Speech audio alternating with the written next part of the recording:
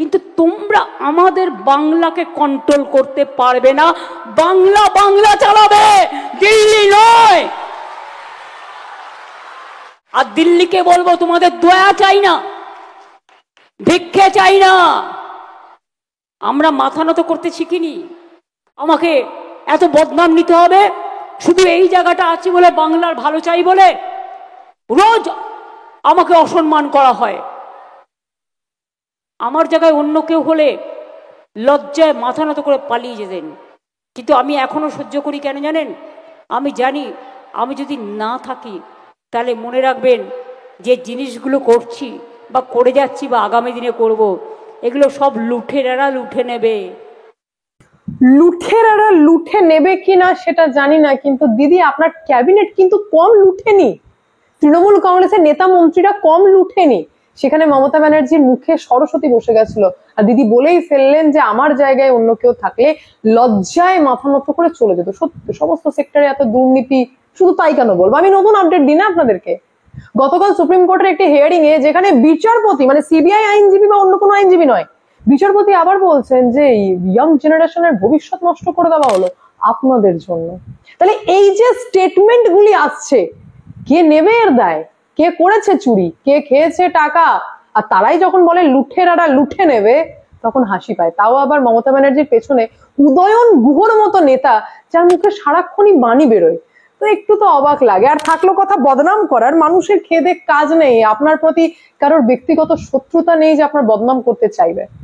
আপনার চোরদের সাপোর্ট করা, চোরদের সমর্থনে এগিয়ে আসা, অন্যায়ের সাপোর্টে দাঁড়ানো, মাইক নিয়ে অযোগ্যদের চাকরি দেওয়ার প্রতিশ্রুতি দেওয়া, এই সমস্ত আপনি নিজেই নিজের বদনাম কুড়িয়েছেন।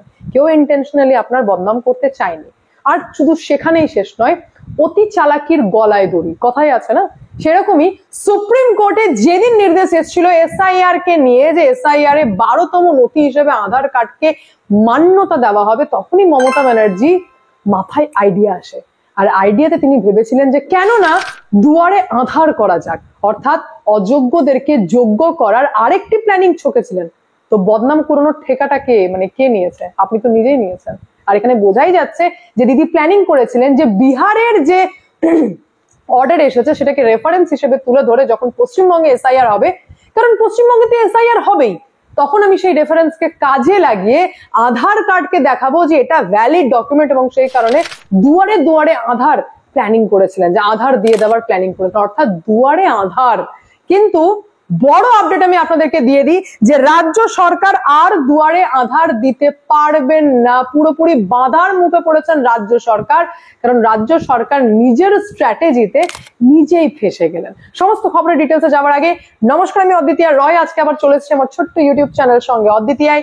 আপনাদের সকলকে প্রণাম ও ভালোবাসা জানিয়ে আজকের লাইভ আমি এখান থেকে শুরু করি। শুরুতেই আপনাদেরকে যেমনটা বললাম যে মমতা ব্যানার্জি প্ল্যানিং করেছিলেন, এবং সেই প্ল্যানিং অনুযায়ী অলরেডি ঘোষণা পর্যন্ত করে দিয়েছিলেন, দায়িত্ব দিয়ে দিয়েছিলেন যে আধার কার্ড করানোর দায়িত্ব দিয়ে দিয়েছিলেন জেলা প্রশাসনগুলিকে, যেখানে বলেছিলেন যে দুয়ারে সরকার শিবিরের মাধ্যমে যাদের আধার কার্ড নেই এবং যাদের আধার কার্ডের সমস্যা রয়েছে তাদেরকে একদম সঠিকভাবে আধার কার্ড হাতে তুলে দিতে হবে, আপডেট করাতে হবে। অর্থাৎ যে কাজটা দিদির না, সেই কাজটাও নিজে থেকে দায়িত্ব নিয়ে করানোর ঠেকা নিয়ে নিয়েছিলেন মমতা ব্যানার্জি। এখন বিষয়টা হচ্ছে যে সেটি আর করতে পারবেন না, কারণ যে আধার নিয়ন্ত্রণকারী সংস্থা ইউআইডিএআই যখন প্রথম আধার শুরু হয় তখন প্রত্যেকটি রাজ্যকে রেজিস্ট্রার করা হচ্ছিল, ব্যতিক্রম ছিল পশ্চিমবঙ্গ। যখন সমস্ত রাজ্য সক্রিয়ভাবে রেজিস্ট্রার হচ্ছিল তখন ব্যতিক্রম ছিল পশ্চিমবঙ্গ।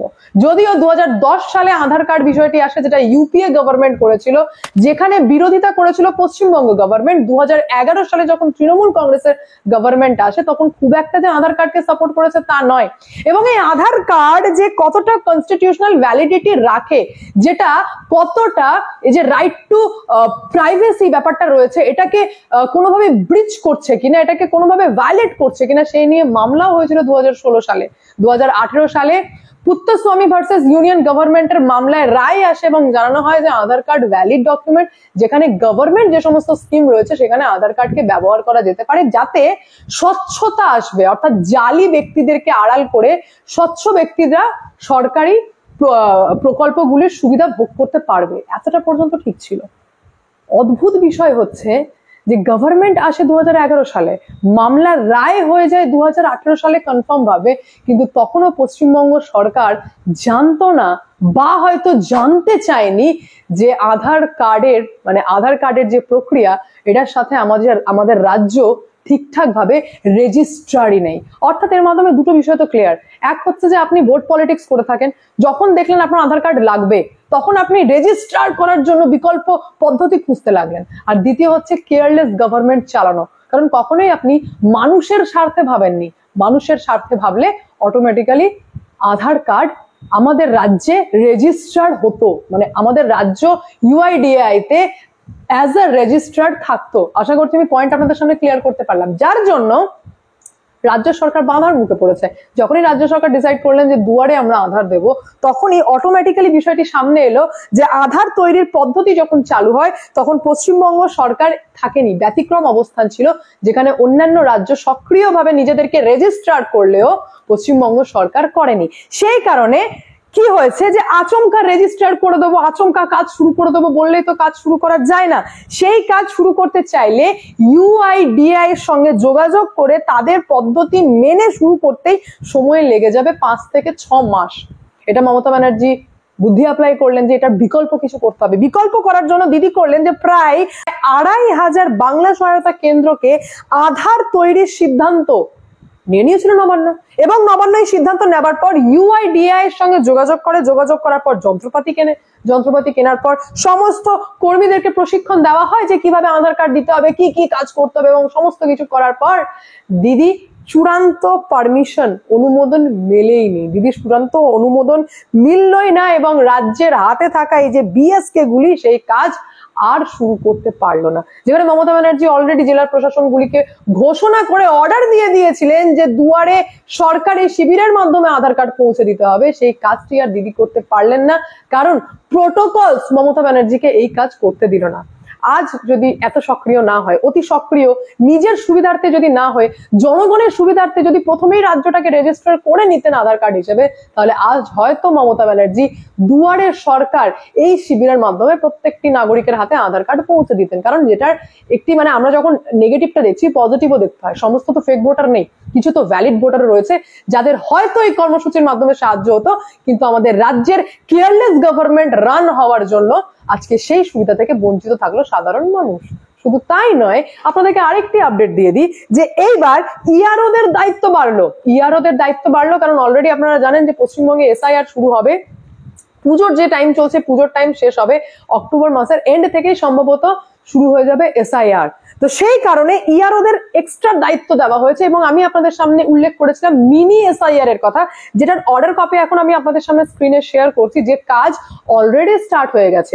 10 তারিখে আপনারা জানেন 10 সেপ্টেম্বর যখন বৈঠক করেন কমিশন, সমস্ত রাজ্যের মুখ্য নির্বাচনী আধিকারিকের সঙ্গে পশ্চিমবঙ্গ মুখ্য নির্বাচনী আধিকারিকেরও বৈঠক করা হয়, যে বৈঠকে পরিষ্কার বার্তা দিয়ে দিয়েছেন জাতীয় নির্বাচন কমিশন যে আসন্ন এসআইআর ভোটার তালিকায় অযোগ্য ও বিদেশি কোন নাগরিকের অস্তিত্ব থেকে গেলে দায় বর্তাবে ইআরওদের। অলরেডি আপনারা জানেন যে ভোটার তালিকায় যে সমস্ত অসাধু কার্যকলাপ হয়েছে সেটাকে নিয়ে জাতীয় নির্বাচন কমিশন এমনিতেই বিরক্ত হয়ে আছেন, যার মধ্যে ইতিমধ্যে 2 জন ইআরও এবং 2 জন এইআরও কে সাসপেন্ড করা হয়েছে, তাদের বিরুদ্ধে ডিপার্টমেন্টাল ইনকোয়ারি চলছে।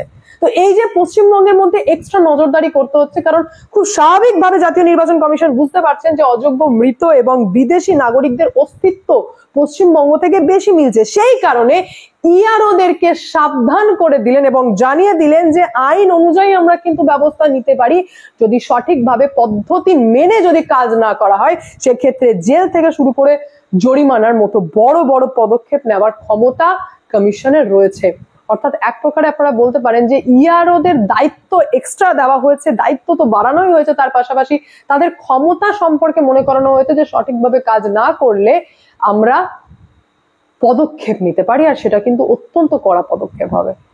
শুধু এখানেই শেষ করলে তো হবে না, আপনারা খুব ভালো করে জানেন যে পশ্চিমবঙ্গে এমনিতেই দুর্নীতির এখন খাজানা হয়ে দাঁড়িয়েছে, দুর্নীতির কথা উঠলে পশ্চিমবঙ্গের নাম উঠবে না, এটা হতে পারে না। সেই কারণে কালকে সুপ্রিম কোর্টে যখন অয়নশীল এই ব্যক্তির নাম আপনারা কি করে ভুলতে পারেন, যিনি নিয়োগ দুর্নীতির সাথে অতপ্রতভাবে জড়িত, যার বিরুদ্ধে ওএমআর সিট পর্যন্ত গন্ডগোল করার অভিযোগ রয়েছে, এবং যেখান থেকে পুরসভায় নিয়োগ দুর্নীতির মামলা স্টার্টিং হয়, যেখান থেকে পাওয়া যায়, যে সল্ট লেকের অফিস থেকে বিভিন্ন কাগজের মাধ্যমে জানা যায় যে শুধুমাত্র অয়নশীল নিয়োগ দুর্নীতি বা স্কুল নিয়োগের ক্ষেত্রে দুর্নীতি করেনি, যে ব্যক্তির বিরুদ্ধে পুরসভা নিয়োগের ক্ষেত্রে ওএমআর সিট তৈরির দায়িত্ব ছিল, অর্থাৎ এত বড় দুর্নীতির অভিযোগ রয়েছে, তার জামিনের জন্য আইনজীবী দাঁড়িয়েছিলেন সুপ্রিম কোর্ট এবং বলেছেন যে সিবিআই তদন্ত করছে। প্রায় 16টি পুরসভায়, মানে ভাবুন দুর্নীতির সংখ্যা, যে প্রায় 16টি পুরসভায় দুর্নীতির অভিযোগে তদন্ত করছে সিবিআই, যেখানে এই তদন্ত শেষ করতে যে কত সময় লাগবে তার নেই ঠিক, সুতরাং শর্ত সাপেক্ষে অয়নশীলকে জামিন দেওয়া হোক। মানে কি বলবো আপনাদেরকে, যে সিবিআই এর আইনজীবীকেও কিছু বলতে হয়নি, অটোমেটিক্যালি বিচারপতি বলছেন যে সিবিআই কে কড়া নির্দেশ দিচ্ছেন যে ভাই কাজ কবে শেষ হবে, এত টাইম কেন লাগছে। সুতরাং ডেডলাইন বেঁধে দেওয়া হলো যে 6 মাসের মধ্যে পুরসভা নিয়োগ দুর্নীতির তদন্ত শেষ করতে হবে। বিচারপতি নিজে মন্তব্য করছেন যে তদন্ত এখনো চলছে, বিচারপতি নিজে মন্তব্য করছেন যে ওএমআর সিট কারচুপির অভিযোগ রয়েছে যে ব্যক্তির বিরুদ্ধে, যে ব্যক্তি হাজার হাজার যুবকের ভবিষ্যৎকে ক্ষতিগ্রস্ত করেছে, টাকা নিয়ে চাকরি দেওয়ার অভিযোগ রয়েছে যার বিরুদ্ধে, তার জামিনের জন্য অ্যাপ্লাই করা হচ্ছে, তার জামিন চাইছেন, তার জামিন তো হবেই না, উল্টো সিবিআই কে জিজ্ঞেস করেছেন, সিবিআই কে চার্জ করা হয়েছে যে ভাই তদন্ত কত দূর, পুরসভা নিয়োগ নিয়ে কত দূর তদন্ত রয়েছে। আর সিবিআই সেই মানে এতগুলো মামলা করতে করতে সেই একই ধারা, মানে মুখস্থ হয়ে গেছে সিবিআই আইনজীবী, আর সেই 3টি লাইনে উত্তর দিলেন, বললেন তদন্ত এখনো চলছে, একাধিক প্রমাণ মিলছে, আর ব্যাপক দুর্নীতি হয়েছে। ওই 3টি লাইনেই মানে মোটামুটি বুঝিয়ে দিলেন কি যে সিবিআই তদন্ত করে, সেটাকে নিয়ে তো সুপ্রিম কোর্ট পর্যন্ত চিন্তিত, এবং সেই কারণে সুপ্রিম কোর্ট ভাবলেন নিশ্চয়ই যে এইভাবে তো চলতে পারে না, এইভাবে তদন্ত চলবে, সিবিআইও তদন্ত করছে, মামলাও চলছে, এটা তো হতে পারে না। আরেকবার রিমাইন্ড করিয়ে দেবো যে রাজ্য সরকারের কোনো মামলাই আর হাইকোর্টে আটকে নেই, বেশিরভাগটাই সুপ্রিম কোর্টে চলছে। মানে এমন পরিস্থিতি হয়ে দাঁড়িয়েছে চ্যালেঞ্জ করে করে। এই পুরসভা নিয়োগ দুর্নীতি মামলাতেও ডেডলাইন বেঁধে দিলেন বিচারপতি এবং বললেন যে আগামী 6 মাসের মধ্যে সিবিআই কে পুরসভা নিয়োগ দুর্নীতির তদন্ত শেষ করতে হবে, হয় এসপার হবে নয় উসপার হবে, আর যে যে ভয়ঙ্কর তথ্য মিলছে সেগুলো সুপ্রিম কোর্ট অর্থাৎ আদালতের সামনে পেশ করতে হবে, আর সেই অনুযায়ী পদক্ষেপ নিতে হবে। তাহলে দুর্নীতি যে জাল চারিদিকে ছড়িয়েছে, আজ বলতে আমার একটু দ্বিধা আমি বোধ করছি না যে যখন প্রাক্তন প্রধান বিচারপতি ডিওয়াই চন্দ্রচূড় ছিলেন তখন অনেকটি সুবিধা পেয়েছেন আমাদের রাজ্য সরকার, অনেক সুবিধা পেয়েছেন, কিন্তু এবার মনে হচ্ছে আর সেই সমস্ত সুযোগ সুবিধা নেই, কারণ বিচারপতিকে আর কাগজ দেখতে হচ্ছে না। মামলা যখন আসছে পশ্চিমবঙ্গ রিলেটেড তখন অটোমেটিক্যালি বলছেন যে হাজার হাজার যুবকের ভবিষ্যৎ নষ্ট করা হয়েছে টাকার বিনিময়, এবং এত দুর্নীতি, এত করাপশন, এই যে ট্যাগলাইন একটা ছেপে একটা স্ট্যাম্প পড়ে গেছে রাজ্য সরকারের বিরুদ্ধে যে পশ্চিমবঙ্গ মানেই মমতা ব্যানার্জির সরকার আর মমতা ব্যানার্জি মানেই যে দুর্নীতি হয়েছে, সেটা সুপ্রিম কোর্টে কাগজ দেখে বলতে হচ্ছে না, অটোমেটিক্যালি বিচারপতিরা নিজের ওরাল অবজারভেশনের মাধ্যমে বুঝিয়ে দিচ্ছেন। তো এর থেকে খারাপ অবস্থা আর কি হতে পারে। সত্যি মমতা ব্যানার্জি আপনি ঠিকই বললেন যে আপনার জায়গায় অন্য কেউ থাকলে আজকে মাথা নত করে পদত্যাগ করে বেরিয়ে চলে যেত যে আমি দায় নিচ্ছি যে আমার গোটা ক্যাবিনেট চোর।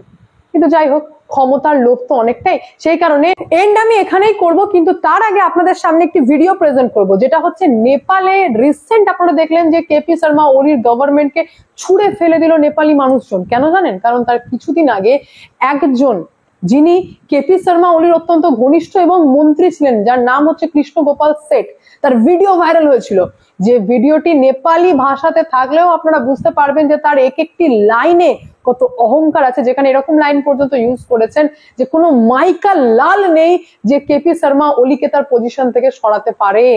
কিন্তু নেপালবাসী দেখিয়ে দিল যে অহংকার পতনের কারণ। ভিডিওটি দেখে আপনারা নিজেরাই বুঝতে পারবেন, নেপালি ভাষাতে হলেও বুঝতে পারবেন যে সেই নেতার সাথে আমাদের রাজ্যের বেশ কিছু নেতার অহংকার একদম ম্যাচ করে যাচ্ছে, এবং তাদের মধ্যেও কোথাও না কোথাও এটা থাকে যে চেয়ার কিন্তু হিলবে না। আমি পুরোপুরি বললাম না, বাকি আপনারা অতি অবশ্যই বুঝে গেছেন। তো ভিডিওটি দেখে মন্তব্য করে যাবেন। আমি এখানে এন্ড করি, দেখা হচ্ছে নেক্সট ভিডিওতে। ভালো থাকবেন, সুস্থ থাকবেন, সঙ্গে অদ্বিতীয় চ্যানেলকে অতি অবশ্যই সাবস্ক্রাইব করবেন, কারণ একটাই, যা হবে স্পষ্ট হবে। ভিডিও कोई माइकलाल जन्म्या छ केपी ओलीले कठाले समातेर सडकमा ल्याउने? यो दुनियाँमा कोही माइकलाल जन्म्या छैन। केपी ओली इज द केपी ओली, फुटबलको पेले जस्तै हो। जसरी बुझ्न मन लाग्छ बुझ्नुहोस्, यथार्थ सत्य यही हो के राजीनामा दे भनेर खुरुक्क राजीनामा दिन्छ